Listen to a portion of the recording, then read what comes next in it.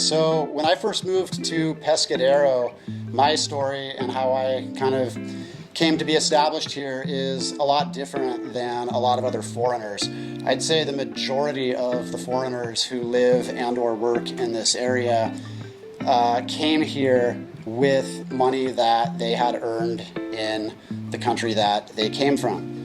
When I came here, I discovered the area and just decided that this is where I want to live, and I'm going to find a way to create some sort of a business or a career for myself here. So the first business that I started was a vehicle delivery service called Baja Vehicle Delivery.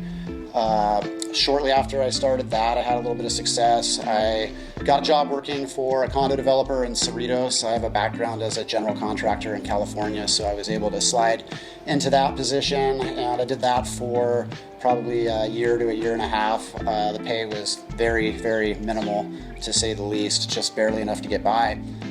And then at some point, a guy gave me an idea that a home window washing service was something that was in demand in this area. And I didn't know anything about window washing, but I listened to what the guy had to say, and I put some ads out on the internet, and sure enough, the emails and the phone calls started to come in. And I said, wow, the guy was right. There is a demand for this service. I guess I better figure out how you do this and how you price it, because again, I had no background doing this. So I went on YouTube, I watched some videos. The guys on YouTube make it look really, really easy, of course. I ran out to Home Depot and scrambled around in Cabo to come up with just the bare basic equipment necessary based on what I had seen on YouTube.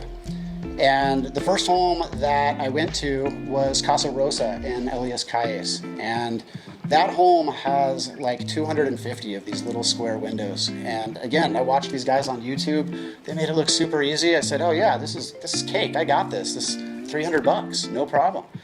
And little did I know, that home ended up taking about 6 days to complete the amount of work that was there. But I saw the thing through, did it for the price that I had quoted the client. Obviously, I gained more knowledge than I did money on that first home.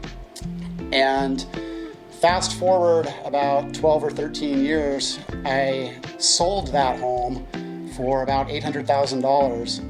And I was laughing at the time because I finally got my money back out of the first home that I ever did the windows at.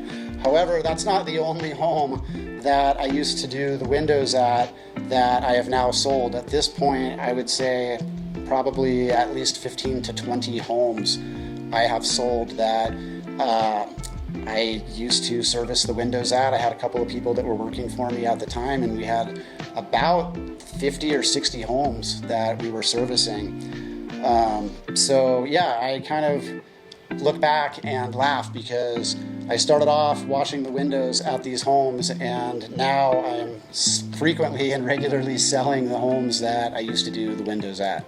So that's a little bit about how I kind of was able to make the transition from California to Pescadero without, as I mentioned before, having an excess of capital that I, had earned and saved in another place and used that to come here. So yeah, that's a story that recently kind of came to light within my company because several new listings that we have are homes that I was doing the windows at years ago. And one of them, Casablanca, which is on the beach, we had a company meeting there recently. And I was laughing because the owner of that home was a real estate agent, and actually she's still active in the area. So I would be over at that home and she'd be telling me, hey Mark, I just sold this, I just sold that. And I was going, man, I'm in the wrong game. She's getting these nice commissions. Like, I got to figure out how to get into this business. So again, the story came to light at that home while all of the agents in our company were touring, and we were all kind of laughing because that was definitely where I decided. I mean, I remember driving away one day and going, oh man, she's killing it. She's making good money. I gotta get into this business. And from there, I just started to reach out to different people in the business, looking for any sort of, door to slide into. And word got out, and when Coldwell Banker opened their Cerritos office, somebody called me just through the word that I had put out on the street that I was looking to get into the business, and that's where it all started.